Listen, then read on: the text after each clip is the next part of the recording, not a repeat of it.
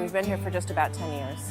And we chose this community because it's diverse, it's close to Manhattan, has a real family-friendly environment, and it just seemed like a good place to settle down.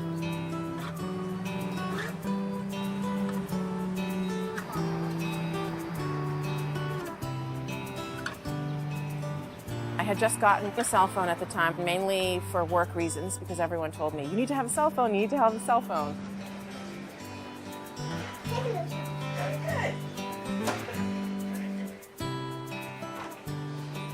So when the antennas did go up, or when I heard about it, just kind of said, oh, I get a signal, great.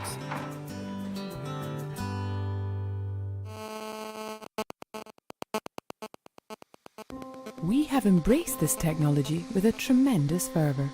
Perhaps unlike any other technology, with over 3.5 billion cell phone subscribers on the face of the Earth, that translates into billions upon billions of dollars in revenue. But there are some hidden charges as well. With tens of thousands of antennas built up to support the growing number of users, this is the price we're all forced to pay. If somebody lives near a cell tower, there is a constant radio frequency signal that's coming out of that. It will boost higher when somebody is calling for that system to function, which is something that people who are using cell phones need to be made aware of, because if somebody is making a cell phone call, then they're asking the person who's living near the infrastructure to take a spike in exposure when that system is online. However, even when in the middle of the night when nobody is making a cell phone call, there is still a constant small signal that's being given off from a tower. The question marks arose very early. Already in the 80s and 90s, there were a lot of question marks whether this was good to irradiate the whole population 24 hours around the clock and wherever you are, actually. Earth has a natural level of electromagnetic radiation, which is produced by itself, the cosmos, and the sun. But the signal from cellular communications is adding to this otherwise low background level of electromagnetic radiation. Somebody did a study in Europe, probably about 7 years ago, 7 years ago, in which they measured the ambient backgrounds of European cities, and they found that the background levels had increased by a factor of over 3,000% from what it had been a decade ago. And that was in European cities. And it's thought that American cities are comparable to that now, too. The background levels that we are sitting in right now, they are enormously high compared to normal background. I mean, just for the third generation mobile phones, the increase compared to normal background is 1 million billion times. So it's an enormous increase, and we haven't even bought the mobile phone. We're just standing here in the radiation from cell towers. People don't understand very often that radio frequency radiation is a form of energetic air pollution. They think that it just harmlessly goes through living systems and leaves all living molecules unaffected and unimpaired. That's not necessarily the case. There's a wonderful study from Italy which measured ambient levels near a cell phone tower, and you could actually see when all the Italians went off and had lunch, there's a dip in the ambient levels, and then after lunch and everybody has a little siesta, it goes back up. I mean, you can see the human influence.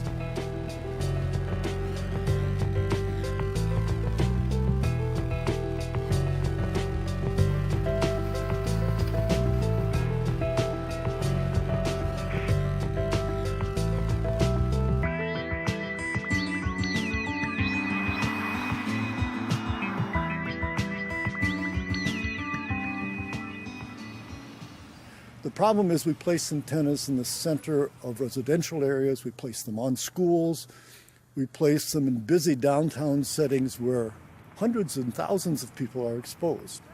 You can't avoid it. you are basically not safe anywhere. And soon there is no controlled population left because everybody's reached by the waves.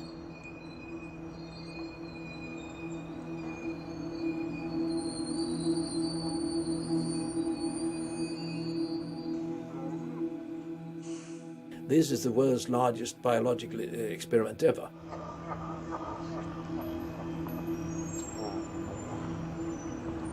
We really haven't given the full observation to the possible risks.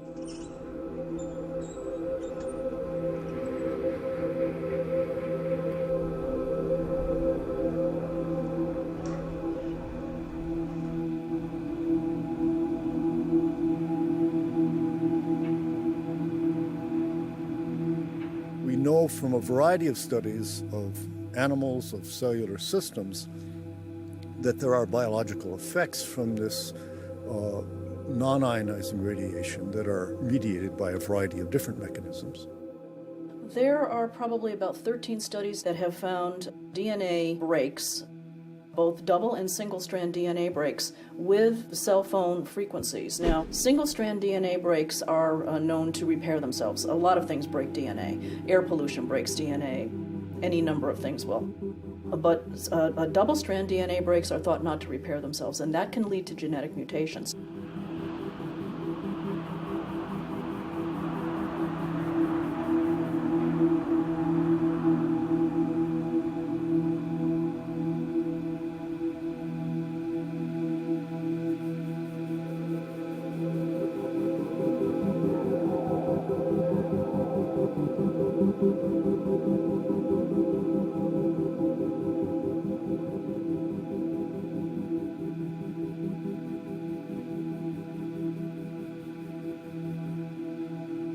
People don't realize what these antennas mean. They don't understand how they function. They don't understand how their cell phone really functions. So I was naive in that way. Never even thought about what it meant.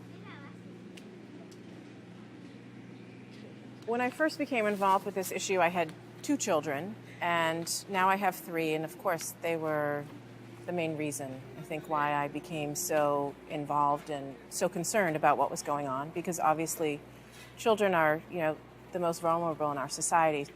I felt like I needed to educate myself, and as I started to research more and more, I saw that this was actually a very controversial subject, and that the WHO had identified radio frequency radiation as a potential human carcinogen. And I said, well, that can't be good.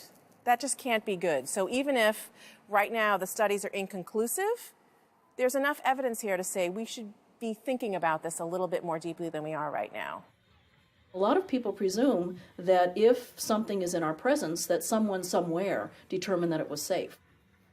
People are making presumptions of safety that really shouldn't be made. There are standards for non-ionizing radiation protection. They are set on the basis of the assumption that there's no adverse health effect to humans unless the radiation is sufficient to cause tissue heating. In other words, it's acting like a microwave oven, and you don't want to bake your brain as you would a potato in your microwave oven. The assumptions behind the standards that exist are simply wrong. They're not set by health professionals, they're set by physicists and engineer types, and they are ignoring the evidence for human health. You should know that who wrote the standards, which is the Motorola's, the Nokias of the world, the military who have their own interests in all this. They have no interest in lowering the standard. They want to keep it as high as they can.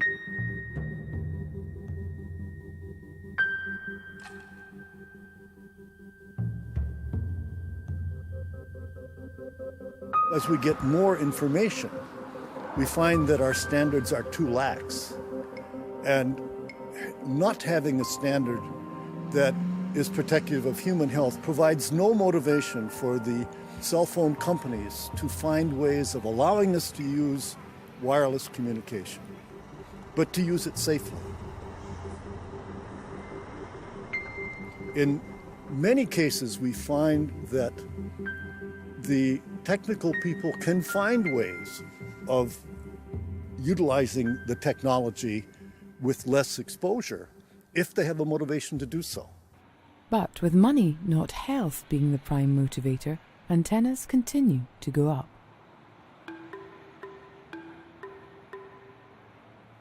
The first set was put up in 1999. It was actually put up on a Sabbath. The entire building are Sabbath observant Jews. And no one could really protest or do anything about that at the time. And then there were other sets put up through the years. We have 3, possibly 4 companies on the roof of our building. I know that at one point there were 27, but I think that there have been another 3 towers added by a different company in the last 2 years. We feel very powerless in terms of what's being done, the money that is being earned at our expense.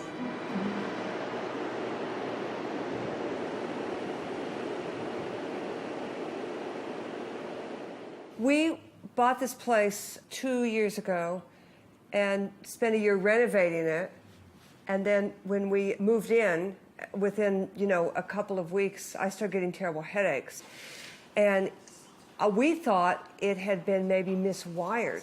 So it took us a while to bring in an environmental engineer from the West Coast. So he came and spent 3 days here doing all sorts of research. And he came back and he said it's wired perfectly, but the problem is the cell antennas outside your window and off the roof decks. In fact, when he spent the night here, and he went inside a tent to get through the night, a electromagnetic wave reflecting tent. And of course, we sleep under tents now.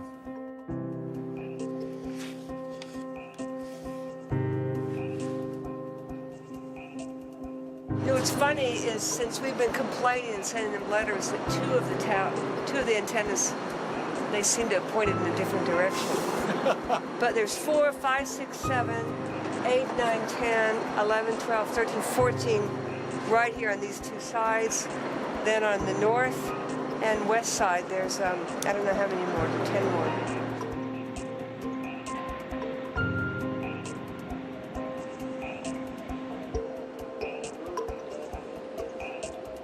This presumption that we can just continue to put massive amounts of wireless radiation into the ambient environment, whether it's from a cell phone, a cell tower, a Wi-Fi system, endless amounts of broadcast radiation, endless amounts of satellite radiation, all manner of military applications. The presumption that we can just continue to dump this into the environment like that with no consequence to us or to other species really needs to be rethought, because it just simply is not the case. There is getting to be a whole body of literature that is demonstrating changes in behavior, changes in ability to learn and remember. Some studies are now showing that people that spend a long time on a cell phone aren't as alert and bright after they get off the cell phone as they were before.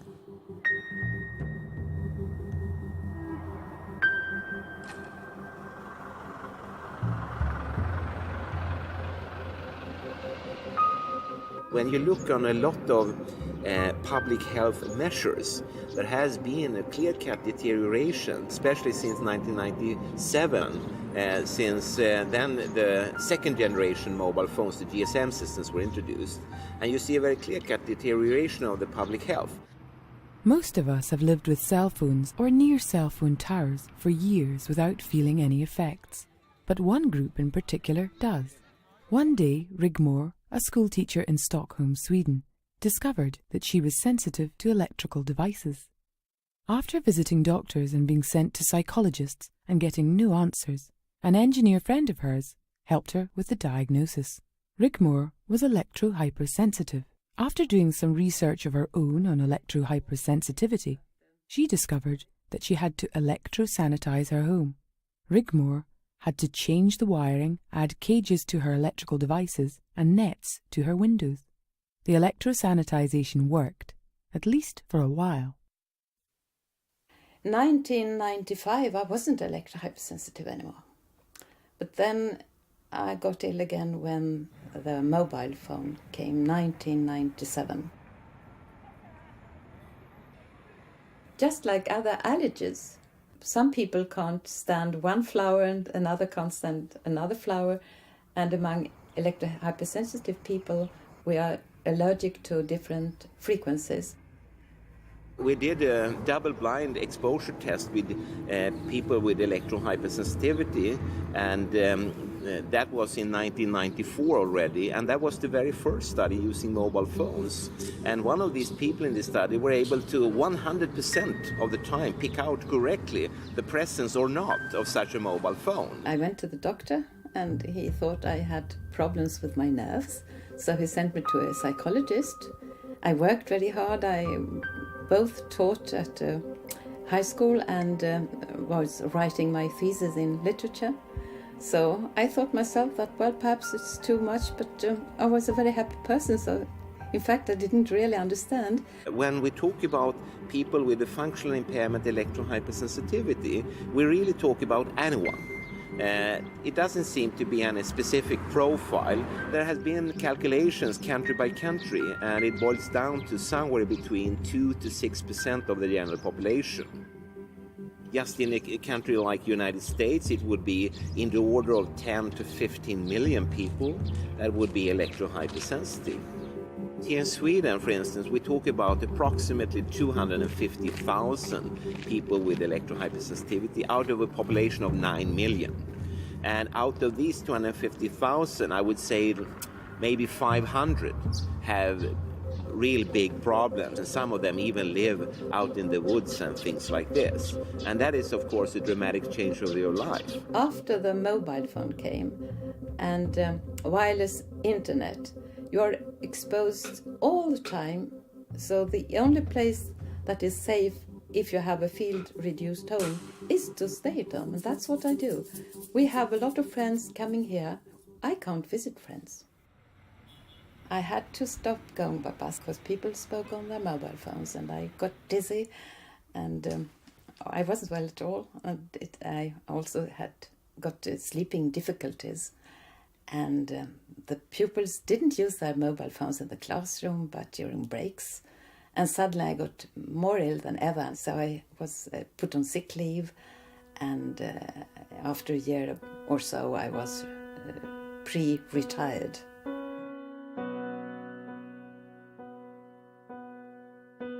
After being close to a cellular phone for 10-15 minutes, my body turns red, the side facing the cellular If I am phone. in the vicinity of someone talking on a cell phone, I come down with influenza-like symptoms, with pain throughout my body, a feeling of fever without actually having a fever, headaches, and a sore throat. The burning feels as though it goes through my entire body. The pain is unbearable.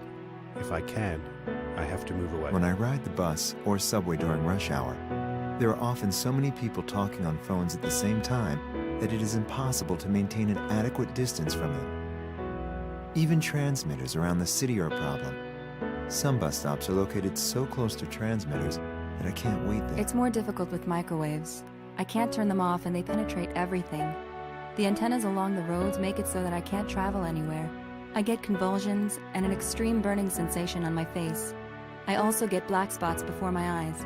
Cellular phones, which so many people use while walking around, also affect me.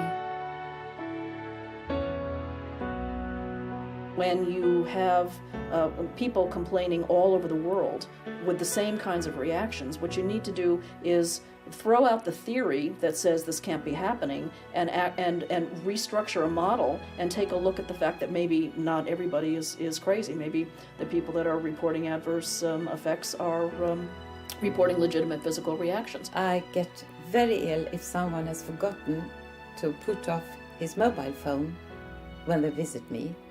After a couple of hours I feel ill. After 4 hours I can't speak anymore.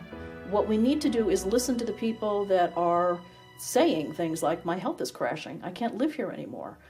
Need to listen to them and believe them, because these are our canaries in a coal mine at the moment.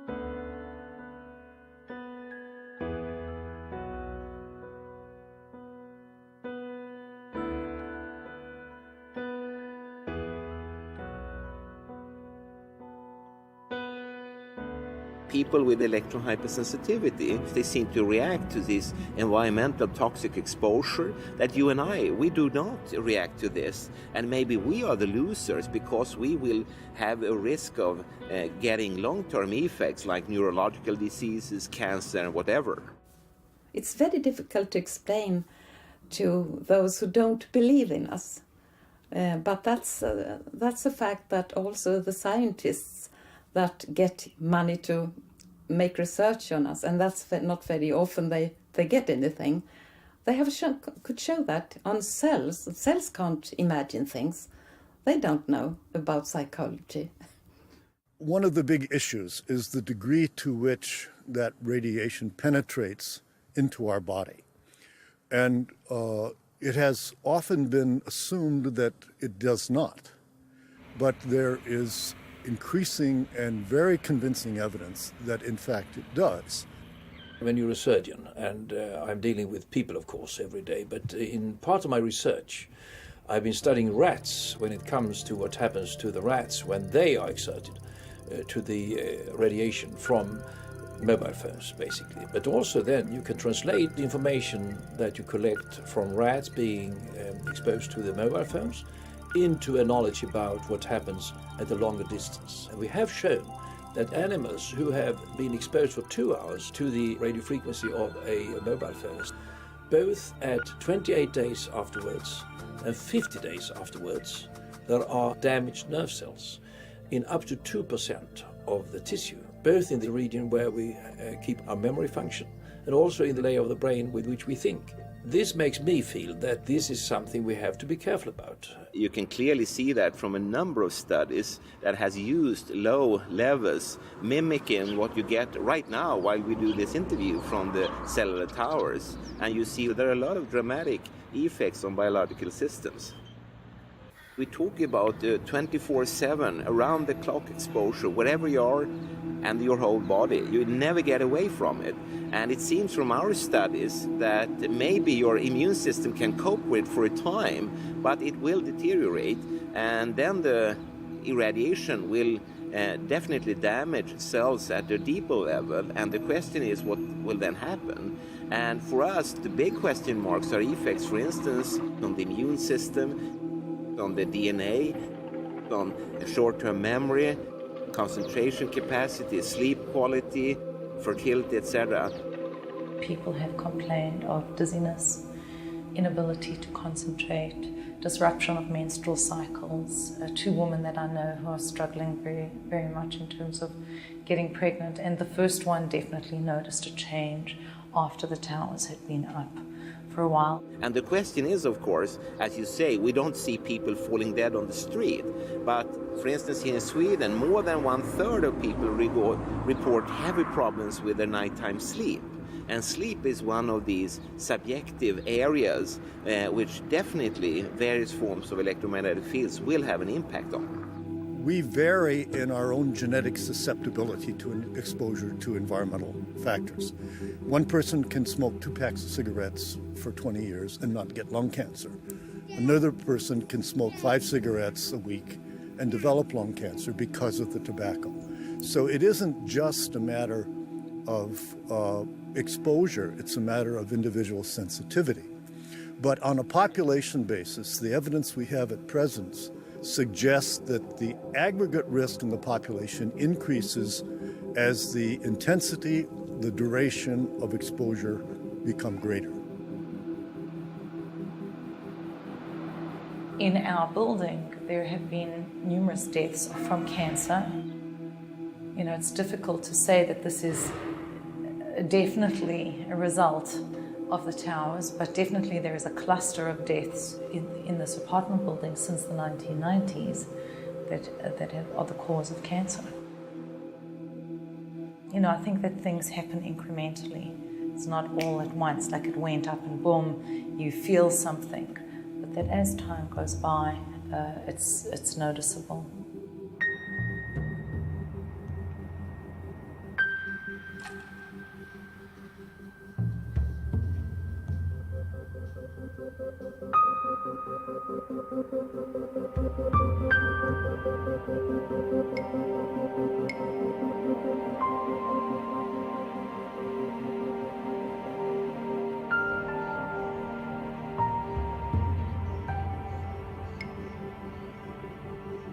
We have a massive human experiment of people that have been exposed to something that probably is going to result in an increased risk of these cancers.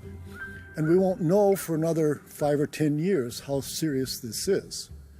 In my judgment, the evidence right now is sufficient to say that we should be very cautious, and from a public health perspective, this is a very serious issue.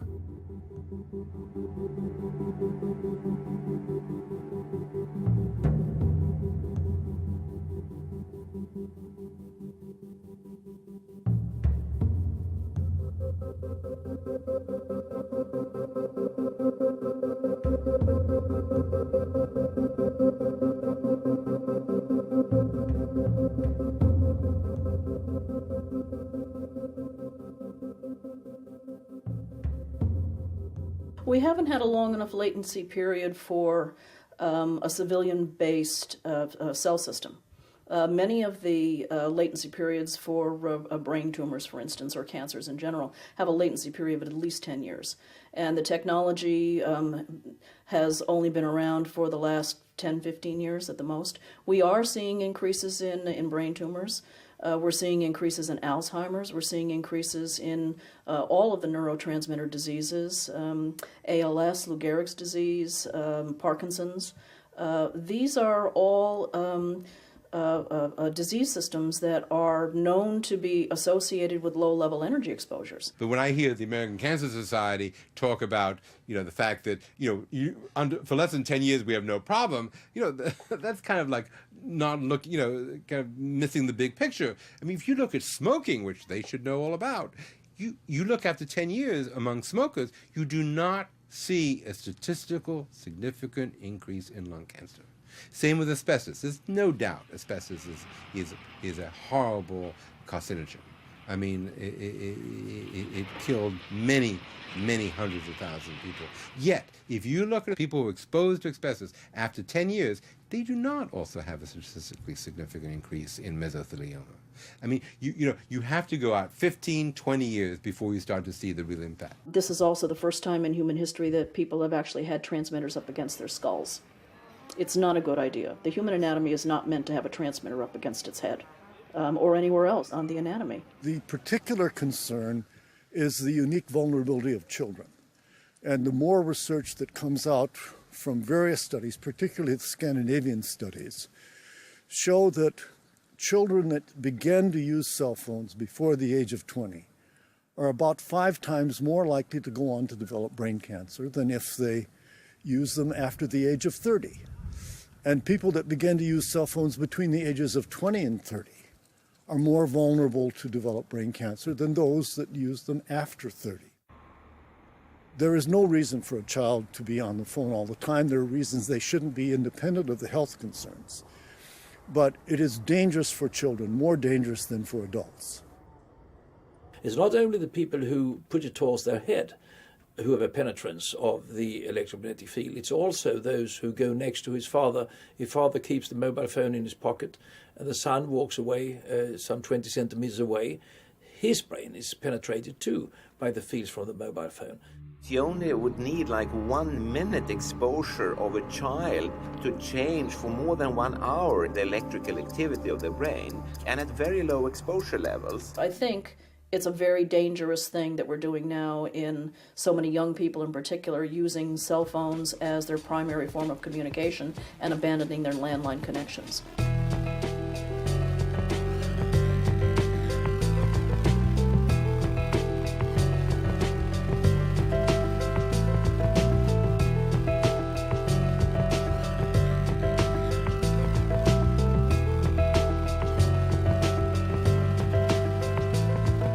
The communications industries, they want the world to go wireless because it's much cheaper for them to do that.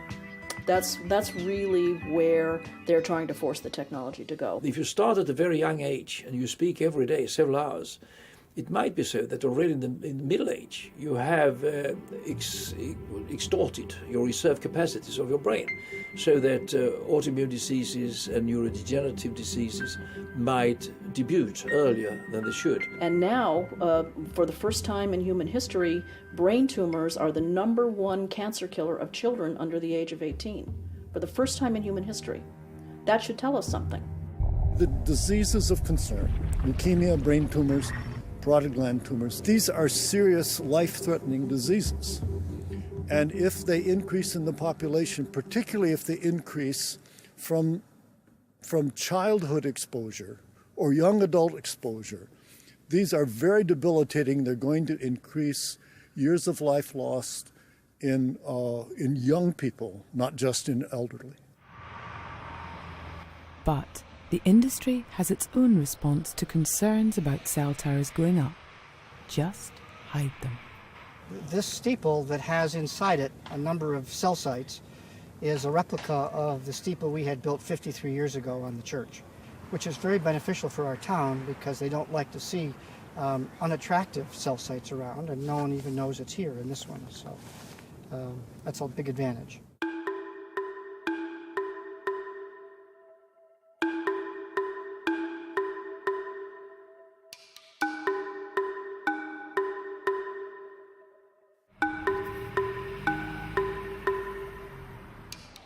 In this area of town, which is a major area of town, you had dead zones by all the carriers. It was horrible. And one of the enterprising lawyers from one of the companies stopped by here and asked us if we would be interested in having cell sites in our steeple. And we, of course, said yes and started a process to tell all the carriers that they could come into our steeple, and did that and put together contracts, and here we are. It was a perfect opportunity for us to provide, since this is the highest location, the signals from here in service to the community. So for us it sort of ties in with that idea of bringing service, but at some point the conversation went to the symbolic significance of the church being in the middle of a dead zone and providing sort of life or service where there was none. And we sort of mined that at some point for that sort of metaphorical value.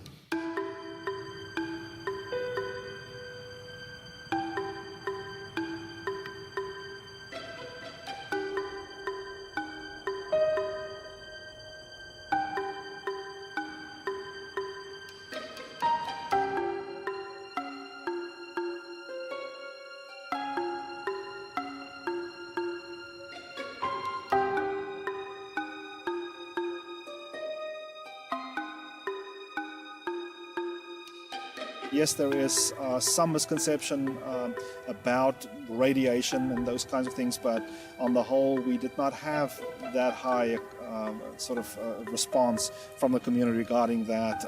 We had a process where we invited the community to an informational meeting where we invited their questions, and some showed and asked their questions, and they were answered.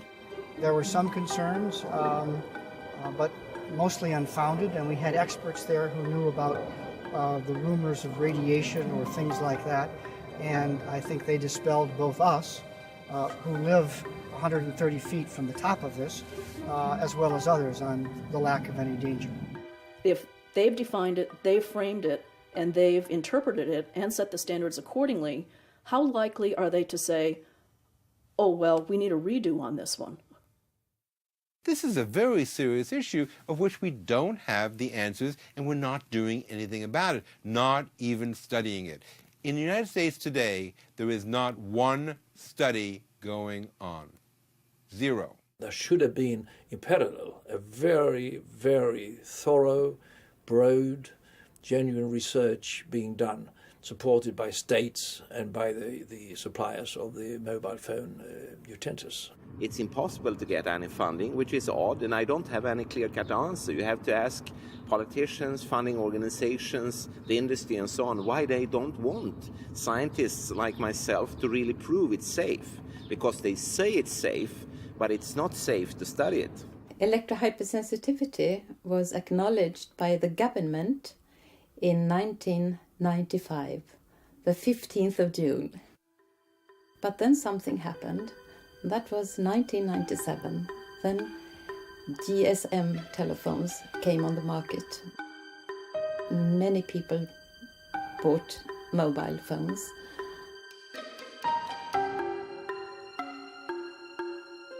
And mobile telephony is a very important thing for Swedish economy. Of course, we have Ericsson. Now the authorities are against that. They say that there is nothing called electro-hypersensitive. It's the same in Finland, Nokia. It's difficult to be electro-hypersensitive in Finland. The industry is making the same mistakes the chemical industries have made in the past, which is to continue to deny that the evidence indicates there is a hazard. The cell phone industry betrayed the American public. I mean, if you go back to the history, and believe me, I lived through this history, in 1993, they made a commitment to the American public to spend $25 billion to do the research to find out whether there was any problem. They never did it. It was a scam. And in that, it took 6 or 7 years for the scam to work itself through. And by the year 2000, when there's supposed to be all these results, there was, they went to the cupboard and the cupboard was bare. If you read your science history, unfortunately that has been the case in many situations, many questions and many countries, that the industry has put their hands into these issues. The most sort of famous question is, of course, the tobacco scandal. The U.S. Environmental Protection Agency had the best research laboratory on Earth. It was well-funded, it had top-notch scientists, very curious, very competent people. That agency was almost completely defunded just about the time that the Telecommunications Act was being enacted in America.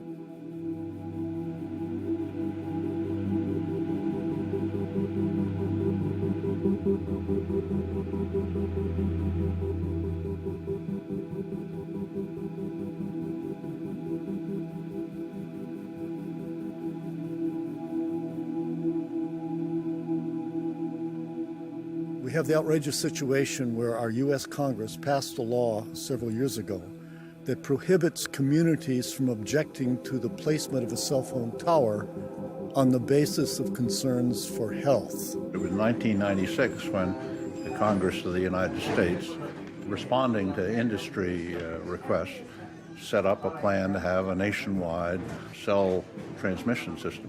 The Congress assigned to the Federal Communications Commission the responsibility for licensing telecom companies and for trying to keep obstacles out of the way.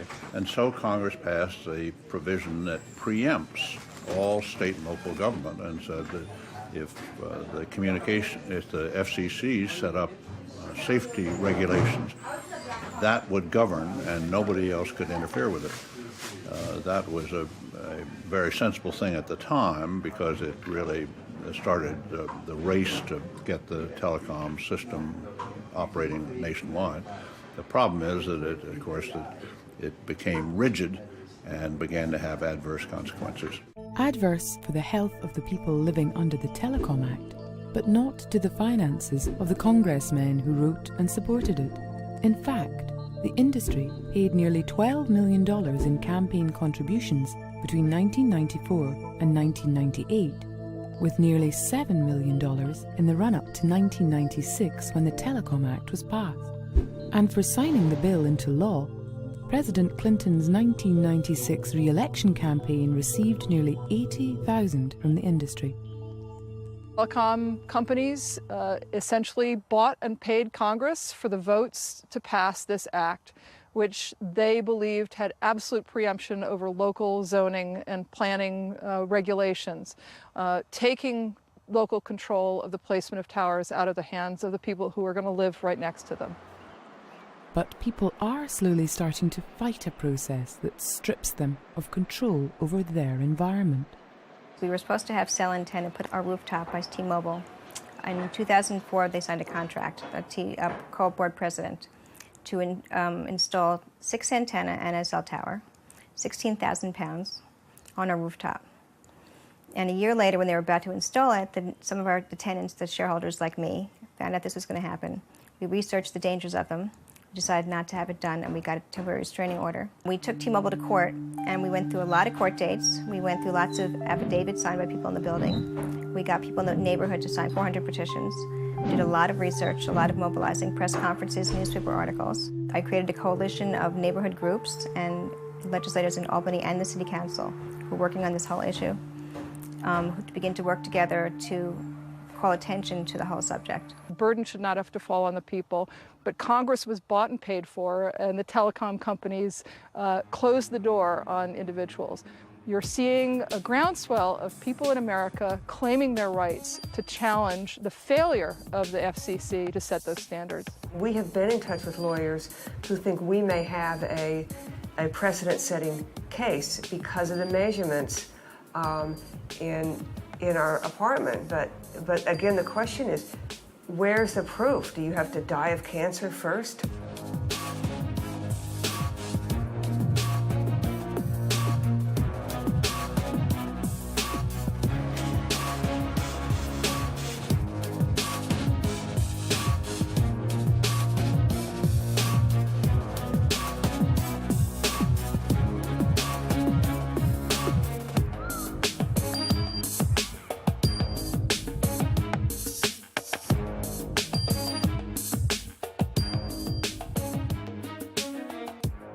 But we started this fight here in New York City 5-6 years ago.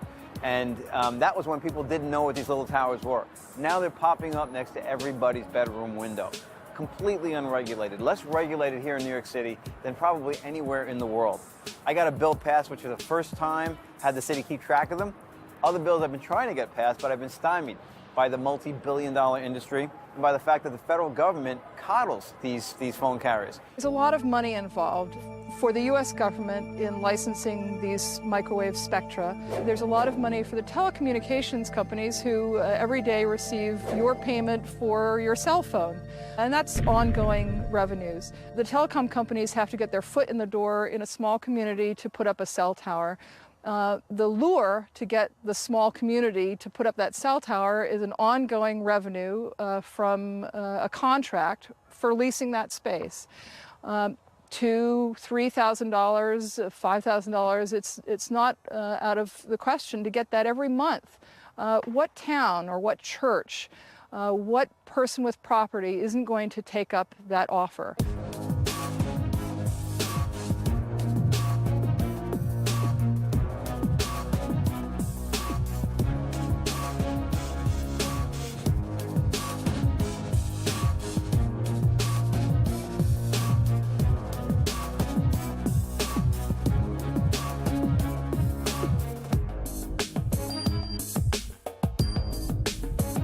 I've counted more than 14 towers or antennas over on that building. I think they get something like $25,000 a tower a year. So you think, you know, it's a huge, huge profit-making situation for them. The landlords are making thousands of dollars a month on this. The companies are making billions of dollars on this. So there's a lot of money, and the lobbyists are getting paid lots of money to donate to elected officials' campaigns. They can put them anywhere, and the reason they put them there is because they get a better deal from the landlord. There needs to be opportunity for more stakeholders to be involved in actually looking at where are we putting these? Are there too many? How do we get the telecommunications companies to work together? Of course, I know they're all competing against one another. They are out to all make their profits, but how can we force a more comprehensive policy that's really going to put the public's interest, not just the interest of using a cell phone, but really looking at what the environmental impact is of all these antennas going up. You can see I've got them in the back, I've got them in the front, they're down the street, I mean, they're everywhere, and I think people don't even realize how widespread they are.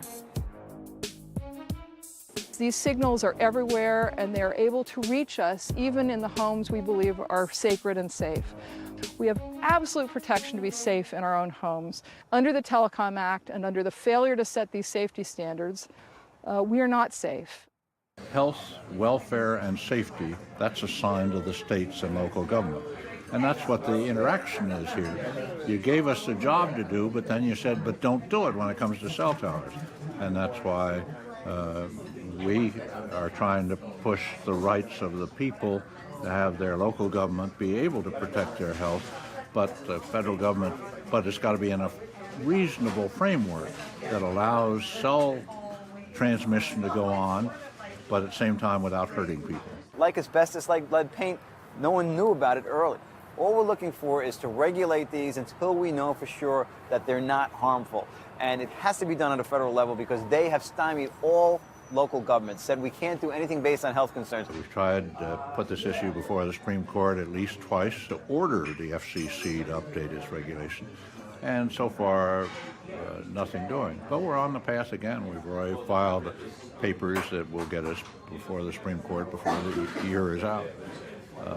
And slow but sure, the combination of what the scientists are finding and reporting, and more responsible scientists, not just people who are off on a frolic, is going to make a difference. When Americans know they've got rights, I believe each one of us will stand up and fight for those rights. It starts with one person very often.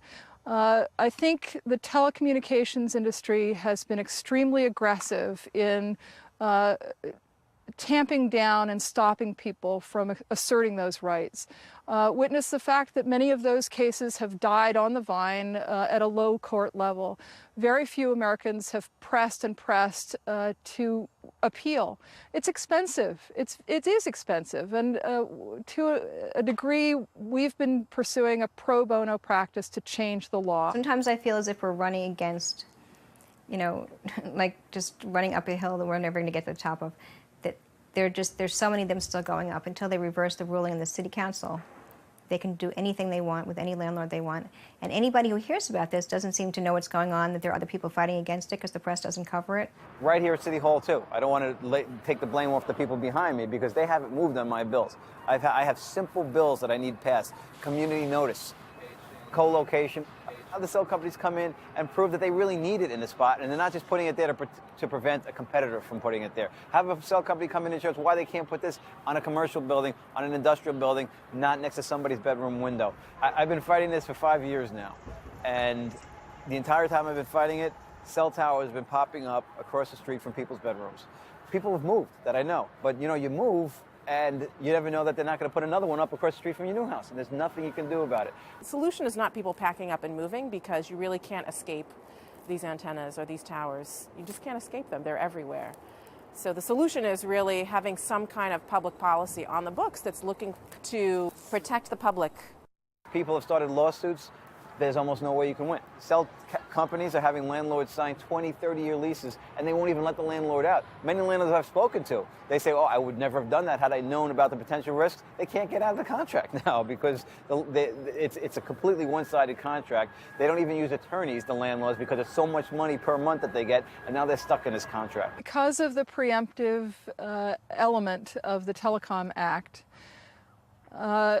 lawyers who raise challenges in federal court to these towers and their placement, their specific placement, have to look for a handle that may assail the Telecom Act's preemptive provision. We went to court to get a temporary restraining order. We did that about 3 times. Second judge said to them that they had to disclose a whole list of things to her about what they did not give information accurately to us about. They got so concerned about that they tried to jump it to appeals court. The appeals court jumped it back to her. So what ended up happening was it went to the Court of Appeals, it came back to the regular court, civil court, and at that point it got stalemated because T-Mobile did not want to do anything further about it. So we still had the case in court. We had a suit against them, and they had a suit against us for breaking the contract. And our suit against them was for misrepresenting the size of the antenna. Dina Yeager, a mother of 2 children, heard news of a plan by Verizon to install a 150-foot cell tower on a firehouse less than 1,200 feet away from her home. Concerned over her family's health and safety, but knowing she could not raise the issue in court, Dina Yeager instead challenged the placement of the antenna based on the Migratory Bird Treaty Act and the fact that rare and endangered species of birds frequent her property.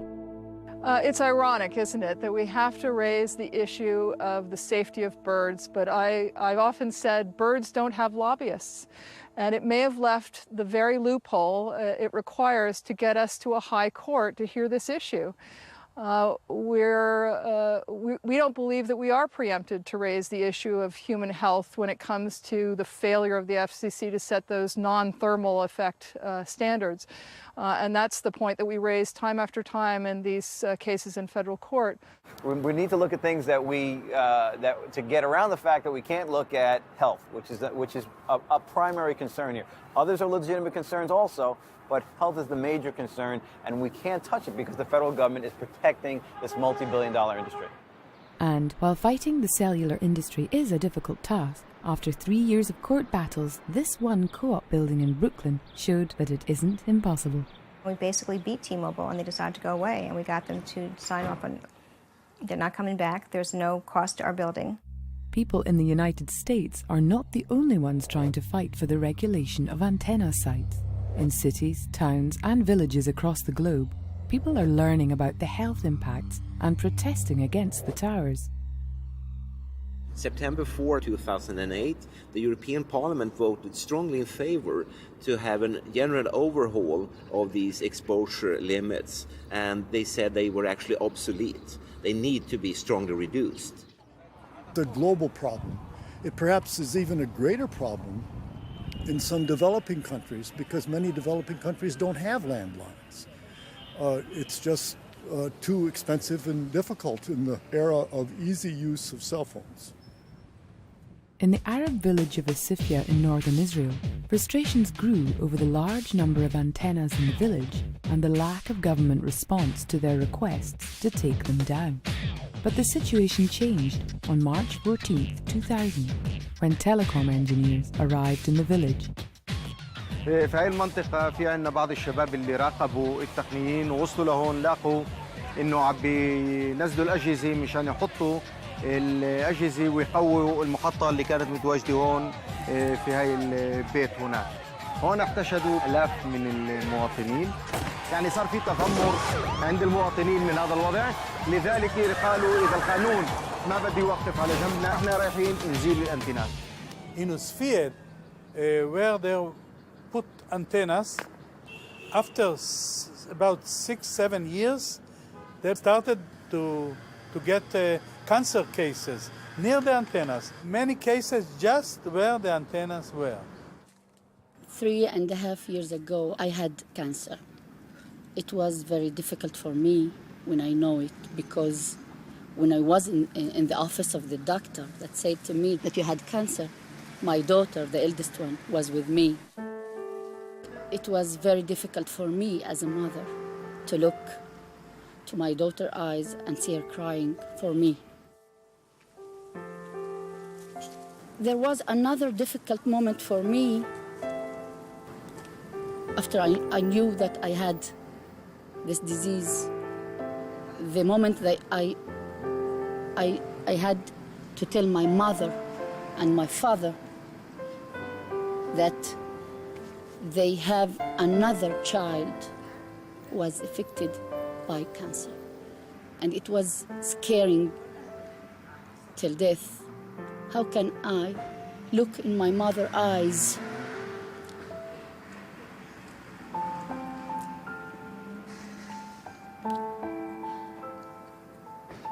and tell her that your daughter had cancer? My mother was crying all the time. 4 surgeries and 3.5 months of chemistry.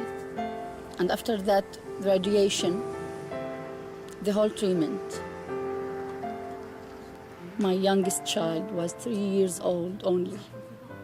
It was difficult for me because everything was going on my mind that I'm going to die and leave him alone to struggle without a mother.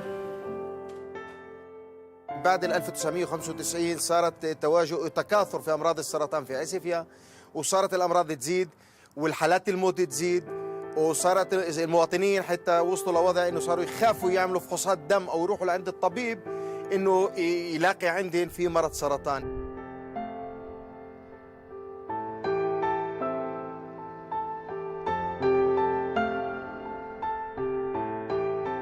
حالات الموت الغريبة من نوعها والكثير اللي كانت في شهر نوفمبر 1999.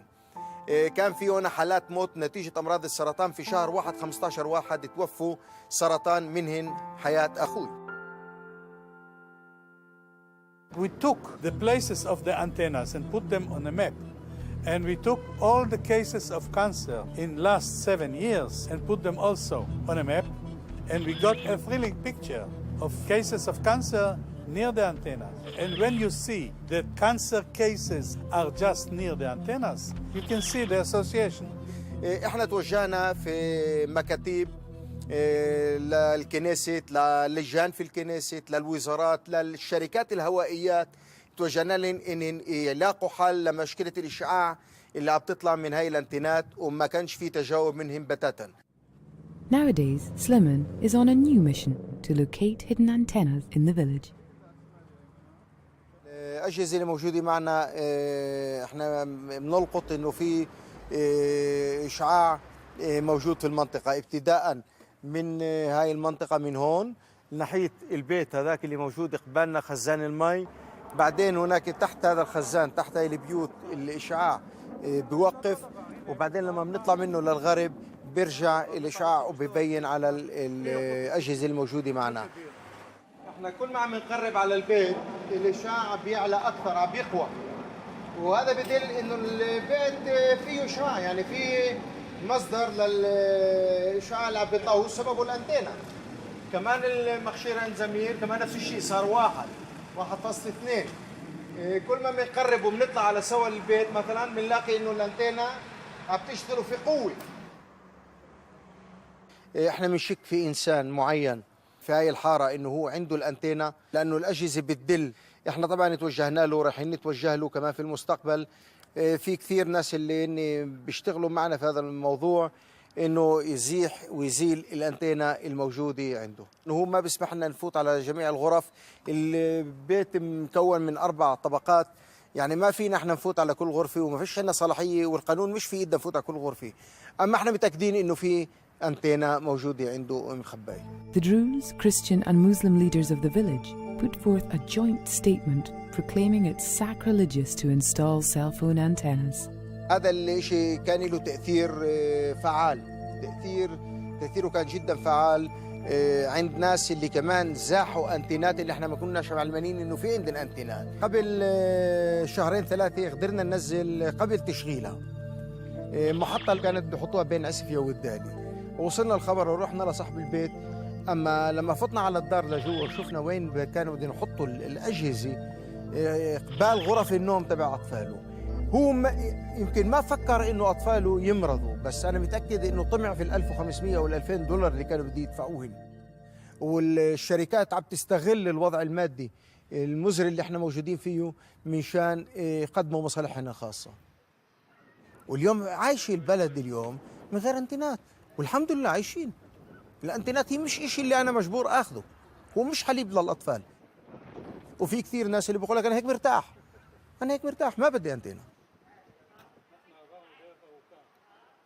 One of the many ironies in all this business, if people agree not to use their phone, they wouldn't need a tower.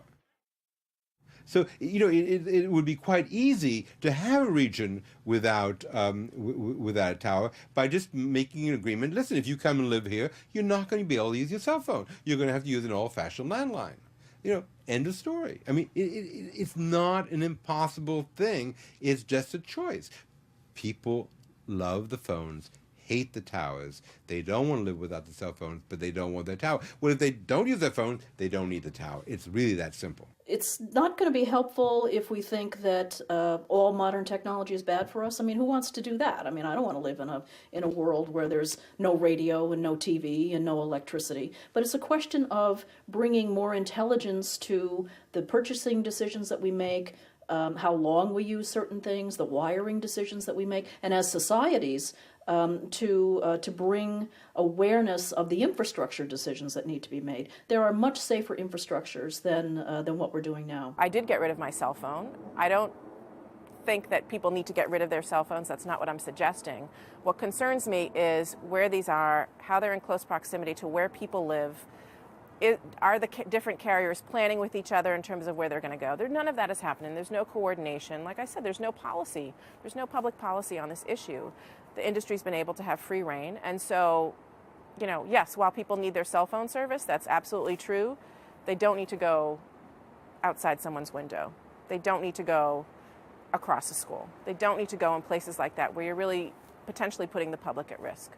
In my judgment, we are sitting on a ticking bomb, and we're not doing what we should do to advise people on ways that they can reduce their exposure, to tell them that they should reduce their exposure, that they should just be aware of this threat. You know, I sincerely hope it's not as bad as I think it is. But my job as a public health official is to do what I can to prevent disease, not wait till people develop their brain tumor and then find ways of treating it. And I think that the evidence at present calls for an active, urgent message to the public, to the politicians, to the companies, that we must find ways of reducing exposure to radio frequency fields. Everybody needs this mobile so much. It's such a beloved thing. It's so useful. I used to say it saves so many people's lives in earthquakes and in crimes and wherever. So it saves so many lives. And so far we don't know how many lives were taken.